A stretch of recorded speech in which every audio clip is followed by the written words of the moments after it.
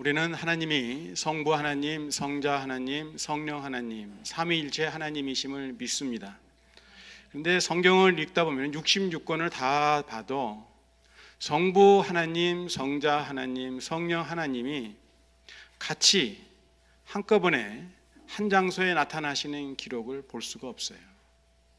딱 한 사건 빼놓고서는 우리가 삼위일체 하나님의 교리를 믿지만은 성부, 성자, 성령, 물론 영원부터 영원까지 같이 사역하시는 하나님이심을 믿지만은, 그 본질이 같은 하나님이심을 믿지만은, 성부, 성자, 성령이 같은 시간에 같은 장소에 우리로 하여금 볼 수 있고 들을 수 있게 실이 나타나신 사건은 딱 한 사건입니다. 이게 마가복음 1장 9절부터 11절의 말씀이에요. 보면은 성자 예수님이 요단강에서 세례 요한에게 세례를 받으시고 물에서 올라오실 적에 성령 하나님이 비둘기같이 예수님 위에 임하는 걸 봅니다. 그때 하늘에서 소리가 들리는 거예요. 너는 내 사랑하는 아들이라 내가 너를 기뻐하노라. 누구에게 들려주시는 말씀일까요? 그렇죠. 여기 너라 그랬으니까 너는 내 사랑하는 아들이요 내가 너를 기뻐하노라. 성부 하나님께서 성자 예수님께 들려주시는 음성입니다. 그래서 세례 받으신 후에 성부 하나님, 성자 하나님, 그리고 성령 하나님이 같은 시간에 같은 장소에 딱 한 번 나와요.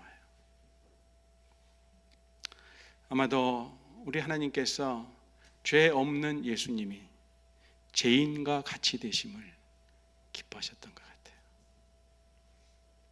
이로부터 약 3년이 지난 후 갈릴리에 있는 높은 산에서 하나님의 음성이 또 들려옵니다. 그런데 이번에는 예수님이 아니고 제자들에게 들려주시는 하나님의 음성입니다. 이는 내 사랑하는 아들이니, 너는 그러지 아니하고 이는 내 사랑하는 아들이니 너희는 그의 말을 들으라. 하나님은 또다시 예수님이 하나님이 사랑하는 아들이심을 제자들에게 말씀하시며 하나님의 사랑하는 아들 예수의 말을 들으라고 명하십니다. 높은 산에서 두 번째 하나님의 음성이 있기 엿새 전에 가이사랴 빌립보 지방에서 제자들에게 예수님이 물으셨습니다. 사람들이 나를 누구라고 하느냐? 제자들이 대답합니다. 어떤 사람은 세례 요한, 어떤 사람은 엘리야, 어떤 사람은 선지자 중에 하나라고 합디다. 제자들의 대답을 다 듣고 예수님이 다시 묻습니다. 그러면 너희는 나를 누구라고 하느냐? 너희는 나를 누구라고 하느냐? 그때 우리가 잘 알듯이 베드로가 고백하죠. 주는 그리스도십니다. 주는 그리스도십니다. 유대인들이 그토록 기다리고 기다리던 그리스도시라고 베드로가 고백해요. 그리스도 혹은 메시아라 함은 기름 부음을 받은 자라는 뜻인데, 베드로가 예수님을 그리스도라고 고백함은 이제 예수님이 로마 제국 그 통치 아래 고통당하고 있는 이스라엘을 먼 옛날 다윗 왕 시절에 영광된 왕국으로 회복하시리라는 기대감을 담고 있습니다. 그런데 베드로의 그 고백을 들으신 예수님이 모두가 깜짝 놀랄 말씀을 들려주세요. 인자가, 즉 예수님이 많은 고난을 받고 죽임을 당하고 사흘 만에 다시 살아날 것이라고 말씀하세요. 이 말을 듣던 베드로가 예수님을 붙잡고 무슨 소리 하냐고 큰 소리로 대듭니다. 주는 그리스도라고 고백했던 베드로가 단단히 화가 난 거예요. 이스라엘을 회복해야 할 능력의 그리스도가 고난을 받고 죽어요? 그런 되지도 않는 말은 하지도 말라는 베드로의 위협입니다. 그런데 예수님은 씩씩거리는 베드로를 등 뒤로 하고 제자들을 보시면서 베드로를 꾸짖습니다. 이 장면을요 가만히 생각을 해보면은 좀 모순돼요. 우리가 사람들을 꾸짖을 적에 어떻게 꾸짖습니까? 얼굴과 얼굴을 마주보고 눈과 눈을 마주보고 그리고서 꾸짖죠. 그런데 예수님이 베드로를 꾸짖으시는데 어떻게 해요? 등을 돌리고 제자들을 보시면서 제자들을 꾸짖는 게 아니라 누구를 꾸짖어요? 베드로를 꾸짖고 있는 거예요. 뭐라고 꾸짖습니까? 사탄아, 내 뒤로 물러가라. 내가 하나님의 일을 생각하지 아니하고 도리어 사람의 일을 생각하는도다. 마가복음 8장 33절의 말씀입니다. 그러니까 이 말을 하시면서도 예수님의 마음이 굉장히 아팠다는 것을 알 수가 있어요. 베드로를 얼굴과 얼굴을 마주 대하지 아니하시고 등 뒤에다 놓고 야단치시는 거예요. 그렇다면 예수님이 말씀하신 하나님의 일은 무엇이고 사람의 일은 무엇일까요? 하나님의 일이란 그리스도가 고난을 받고 죽임을 당할 십자가의 길을 가는 일입니다. 그리고 사람의 일은 고난도 없고 십자가는 생각하지도 않는 영광의 길입니다. 십자가의 길은 생각지 아니하고 영광만 꿈꾸는 사람을 예수님은 사탄이라고 꾸짖으셨어요. 한번 저를 따라서 다 같이 한번 해봅니다. No cross, no crown. 크로스는 뭐예요? 십자가. 크라운은 면류관이에요. No cross, no crown. 이 말은 십자가 없이는 면류관도 없다는 얘기입니다. 이런 비슷한 표현들이 많아요. No pain, no gain. No sweat, no sweet. 누구든지 생명의 면류관을 쓰려면 반드시 멸시와 천대 십자가를 감당해야 한다는 말씀이죠. 예수님이 베드로를 끄집고 난 후에 따르던 무리와 제자들에게 말씀하십니다. 누구든지 나를 따라오려거든 자기를 부인하고 자기 십자가를 지고 나를 따를 것이니라. 마가복음 8장 34절이에요. 많은 사람들이요 이 말씀을 오해를 해요. 이 자기 십자가를 지고 여기에서 자기 십자가, 내 십자가가 뭐냐? 어떤 사람은 그래요. 병들은 자기 남편이 자기 십자가래요. 신경질 잘 부리는 자기 아내가 자기 십자가라 그래요. 장애자로 태어난 자기 자녀가 자기 십자가라고 생각하는 사람들이 있어요. 맞아요? 이 자기 십자가는 내가 죽는 거예요. 내가 죽는 거. 이 당시에 예수님 당시에 십자가가 상징하는 것은 십자가의 의미는 뭡니까? 죽음이요. 그렇기 때문에 자기 십자가를 지고 나를 따르라는 얘기는 뭡니까? 날마다 죽으라는 얘기예요. 그래서 베드로가 나중에 고백하잖아요. 나는 날마다 죽노라. 나는 날마다 죽노라. 그런데 많은 사람들이 엉뚱한 걸 자기 십자가라고 생각을 해요. 아니죠. 자기를 부인하고, 첫 번째가 자기를 부인하고, 그리고 날마다 자기가 죽어. 그리고서 예수님을 따르라는 거예요. 그래야지만이 예수님을 따를 수가 또 있어요. 그런데 제자들은 예수님을 따르되 자기를 부인하려 하지 않습니다. 자기 십자가를 지려고 하지도 않습니다. 오직 앞으로 다가올 영광만 꿈꾸는 거예요. 십자가 죽음을 말씀하시는 예수님의 말씀을 전혀 듣지 않습니다. 들으려 하지도 않아요. 가이사랴 빌립보에서 이 일이 있고 엿새가 지난 후에 예수님은 베드로와 야고보와 요한을 데리고 높은 산으로 올라가십니다. 그런데 그 산에서 제자들이 보는 앞에서 예수님의 모습이 변화됐어요. 평범한 갈릴리 사람의 차림이던 예수님의 옷이 광채가 나기 시작하는 거예요. 더 이상 사람의 힘으로 희게 할 수 없을 만큼 희어졌습니다. 이 옷에 광채가 났다는 이 말은 옷이 발광체가 되었다는 말이 결코 아닙니다. 예수님 속으로부터 나오는 그 광채가 옷도 뚫어버리고 바깥으로 나와서 옷이 광채가 났다는 그 말이에요. 여러분, 잘 닦인 거울에 햇빛을 비추면 어때요? 눈이 부셔서 바로 쳐다볼 수가 없습니다. 무색, 즉 흰색으로 빛이 나요. 그토록 예수님의 옷이 광채가 나고 희어졌습니다. 그래서 이 일이 벌어진 산, 변화산이라고 사람들이 부른 거예요. 근데 이 변화산이 정확히가 어딘지, 어떤 산인지 아는 사람은 없습니다. 옛날 모세가 시내산 꼭대기에서 첫 번째 40일을 지내고 내려와서 보니까 백성들이 금송아지 만들어 놓고 난리가 났어요. 그래서 그 하나님이 써주신 십계명 돌판을 던져버리죠. 십계명 돌판이 없어졌어요. 그래서 다시 산으로 올라갑니다. 이번에는 돌판 2개를 모세가 직접 준비를 했어요. 전에는 하나님이 돌판을 준비해 주시고 하나님이 손으로 쓰셨는데, 2번째 올라갈 때는 모세가 돌판을 준비합니다. 그리고 산에 올라갔는데 하나님이 직접 그 돌판에 십계명을 써 주셨어요. 그 십계명 돌판을 가지고 내려올 적에 사람들이 깜짝 놀랐어요. 모세의 얼굴에서 광채가 나는 겁니다. 영어 성경에 보면은 모세의 얼굴 스킨에서, 이 피부에서 광채가 났다. 이 광채 때문에 사람들이 무서워하니까 모세가 할 수 없이 수건을, 너울을 자기 얼굴에 덮었습니다. 사람들로 하여금 그 광채를 볼 수 없도록.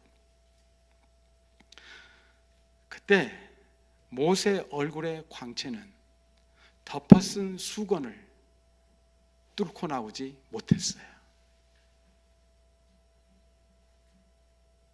그러나 예수님의 입고 있던 옷은 예수님의 속에서 나오는 광채를 가릴 수가 없었습니다. 예수님에게서 나오는 광채, 가로막을 수 없는 그 광채는 바로 하나님 영광의 광채였습니다. 변해산에서 보여주신 광채가 나는 옷, 심이 희어진 옷은 바로 예수님이 하나님이심을 증거하는 증거물입니다. 제자들은 그토록 꿈에 그리던 영광 가운데 계신 예수님을 이 변화산에서 보았습니다. 제자들이 보는 앞에서 예수님이 변화되자 어디서 나타났는지 모세와 엘리야가 제자들에게 보입니다. 나타난 이들이 예수님과 함께 이야기를 나누는데 마태복음이나 마가복음에는 이들이 대화한 대화의 내용이 기록되어 있지 않은데 누가복음에는 기록이 되어 있습니다. 누가는 예수님과 모세와 엘리야가 이제 예수님이 예루살렘에서 죽으실 것을 얘기했다고 전하고 있어요. 누가복음 9장 31절입니다. 바로 엿새 전에 가이사랴 빌립보에서 예수님이 제자들에게 들려주신 그 말씀을 변화산 위에서 모세와 엘리야가 예수님과 함께 그 이야기를 하고 있는 거예요. 예수님이 죽임을 당한다는 말씀이 무서웠는지 베드로가 끼어듭니다. 랍비여, 우리가 여기 있는 것이 좋사오니 우리가 초막 셋을 짓되 하나는 주를 위하여, 하나는 모세를 위하여, 하나는 엘리야를 위하여 하사이다. 한번 생각해 보세요. 지금의 변화산 얼마나 영광스러운 자리입니까? 그리스도의 신 예수님과 또 율법을 전해준 모세와 그리고 능력의 선지자 엘리야가 함께 있으니 이런 권능의 시간이 또 언제 오겠어요? 그러므로 고난과 십자가의 죽음, 이런 무시무시하고 두려운 이야기 그만하고 영광과 권능이 충만한 여기에 있는 것이 좋겠다는 베드로다운 제안이죠.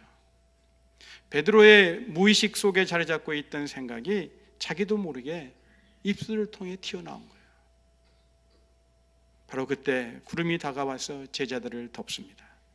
그리고 구름 속에서 소리가 나는데 이는 내 사랑하는 아들이니 너희는 그의 말을 들으라. 영광의 자리만 꿈꾸며 자기 생각만 고집하는 베드로를 더 이상 참지 못하고 하나님이 말씀해 주시는 거예요. 너희는 그의 말을 들으라. 예수님과 모세 그리고 엘리야가 예수님의 죽음의 이야기를 할 때 베드로는 끼어들 때가 아니죠. 오히려 귀 기울여 말씀을 듣고 깨닫고 순종하기를 결단해야 했던 때입니다. 십자가를 앞에 둔 예수님도 마음이 편치 않으셨는지 아무 말씀이 없고 하나님이 답답한 제자들에게 오시어서 말씀합니다. 너희는 그의 말을 들으라. 영광만을 꿈꾸는 베드로의 고정관념, 잘못된 생각을 고치기 위해 하나님까지 오셔서 말씀해 주시는 거예요. 자, 그런데 하나님이 성공하셨나요? 아직, 아직 성공하지 못하셨어요. 오늘 봉독해 주신 9절 다음에 10절을 보니까 그들이 이 말씀을 마음에 두며 서로 문의하되 죽은 자 가운데서 살아나는 것이 무엇일까 하고, 그러니까 아직 이들이 온전히 깨닫지 못했다는 것을 우리는 알 수가 있습니다. 구름 속에서 들려오는 소리를 듣고 정신을 차려 둘러보니 아무도 보이지 않고 오직 예수님만 보입니다. 장차 예루살렘에서 죽으실 예수님만 보입니다. 이렇게 높은 산에서 영광 가운데 지낸 하룻밤은 꿈결같이 지나갔습니다. 그런데 저희가 산에서 내려올 때 예수께서 제자들에게 경계하시는데요, 인자가 죽은 자 가운데서 살아날 때까지는 본 것이라 그랬어요? 들은 것이라 그랬어요? 어느 것이 맞아요? 들은 것이에요? 본 것이에요? 본 것을 아무에게도 이르지 말라 말씀하세요. 예수님은 들은 것이 아니라 본 것을 아무에게도 이르지 말라고 하세요. 이들은 듣기도 했고 보기도 했어요. 그런데 예수님께서는 너희가 본 것을 다시 살아날 때까지는 아무에게도 이르지 말라 하세요. 제자들이 무엇을 들었습니까? 하나님의 음성이죠. 이는 내 사랑하는 아들이니 너희는 그의 말을 들으라. 그러면 제자들이 본 것은 무엇입니까? 예수님의 영광이었죠. 그러니까 들은 말은 전해도 되고 본 것은 예수님이 부활하기 전에는 절대로 전하면 안 되는 내용이었어요. 변화산에서 예수 그리스도의 크신 위엄을 친히 본 베드로가 한참 세월이 흐른 후에 이렇게 말합니다. 지극히 큰 영광 중에서 이러한 소리가 그에게 나기를 이는 내 사랑하는 아들이요 내 기뻐하는 자라 하실 때에 그가 하나님 아버지께 존귀와 영광을 받으셨느니라. 베드로 후서 1장 17절 말씀입니다. 그래요, 변화산에서 내려오시는 예수님은 다시 하늘 영광을 가리우십니다.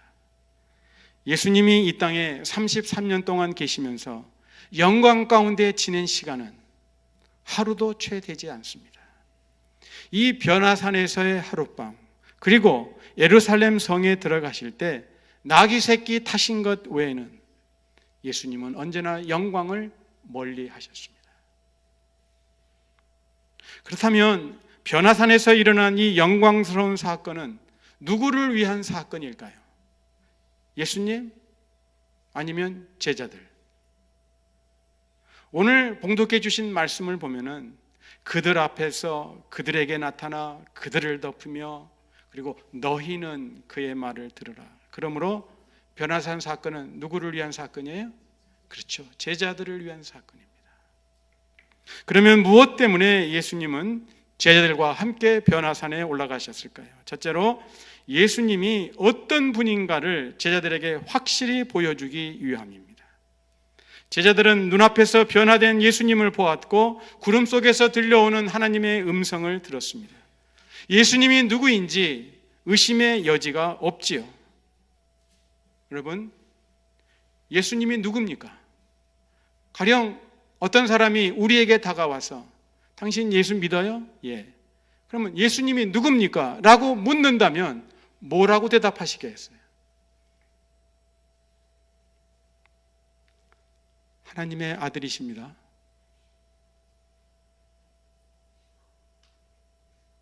믿습니까?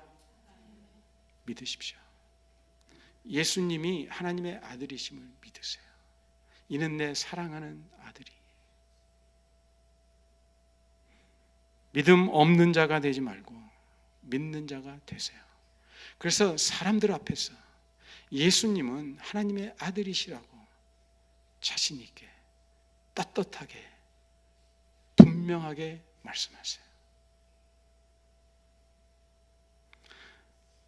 두 번째 이유는 하나님이 사랑하는 아들이시요 그리스도이신 예수님이 가시려는 그 십자가의 길이 바로 하나님의 뜻임을 제자들이 깨닫기 원하셨습니다. 그러므로 저와 여러분이 이 땅에서 숨쉬는 동안 가야 할 길도 영광의 길이 아니라 십자가의 길입니다. No cross, no crown. 아담이 하나님의 말씀을 듣지 않았기에 하나님 말씀대로 죽었음을 우리는 다 잘 압니다. 그런데 변화산에서 하나님은 제자들에게 예수님의 말씀을 들으라고 명하십니다. 하나님의 말씀을 듣지 않았던 아담과 하와가 죽음을 당했는데, 그러면 하나님의 아들 예수님의 말씀을 듣지 않으면 어떻게 되나요? 심판을 받고 영원히 꺼지지 않는 유황불에 던져집니다. 피할 수도 도망갈 수도 없는 유황불이에요. 우리 가운데 한 심령도 그 무서운 유황불에 던져지지 않기를 우리 하나님은 원하세요. 그러려면 우리는 예수님의 말씀을 들어야 합니다. 너희는 그의 말을 들으라. 변화산에 오르기 직전 예수님이 제자들에게 들려주신 말씀이 8장 34절부터 38절에 걸쳐 있는데요, 우리 다 같이 한번 읽겠습니다. 마가복음 8장 34절로 38절, 물론 9장 1절도 있지만요, 8장 34절에서부터 38절까지 다 같이 한번 읽습니다. 시작. 무리와 제자들을 불러 이르시되 누구든지 나를 따라오려거든 자기를 부인하고 자기 십자가를 지고 나를 따를 것이니라. 누구든지 자기 목숨을 구원하고자 하면 잃을 것이요 누구든지 나와 복음을 위하여 자기 목숨을 잃으면 구원하리라. 사람이 만일 온 천하를 얻고도 자기 목숨을 잃으면 무엇이 유익하리요?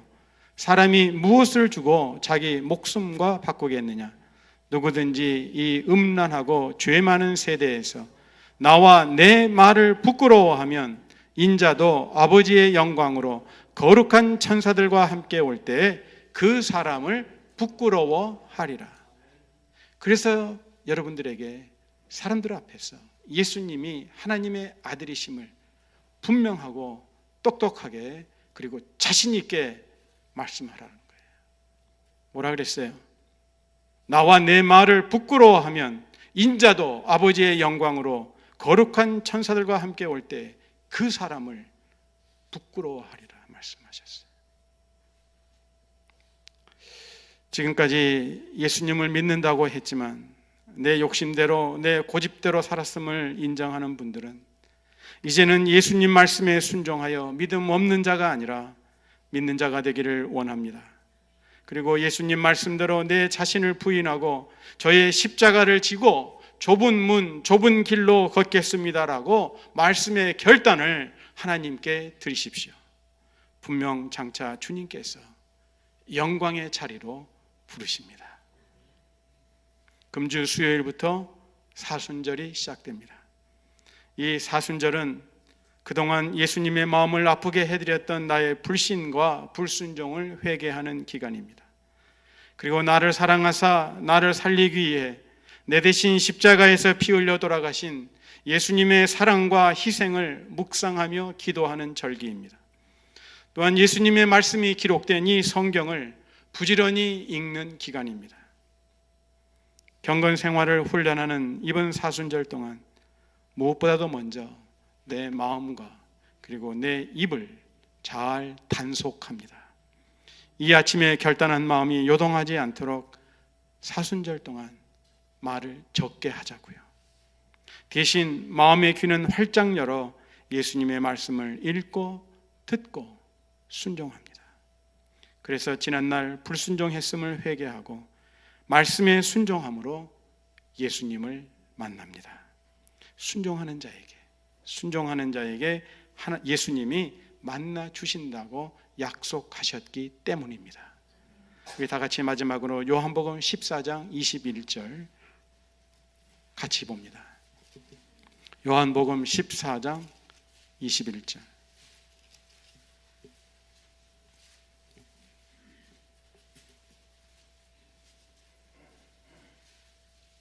찾으셨으면 우리 다 같이 읽습니다.